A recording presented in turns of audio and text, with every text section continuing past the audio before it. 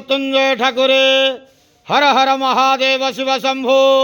बाबा धवलेश्वराय वालालिंग महाप्रभु। दीपं ज्योति परम ब्रह्म दीपं ज्योति जनार्दन। दीपा हरतु मे पापो पूजा दीप नमस्तुते।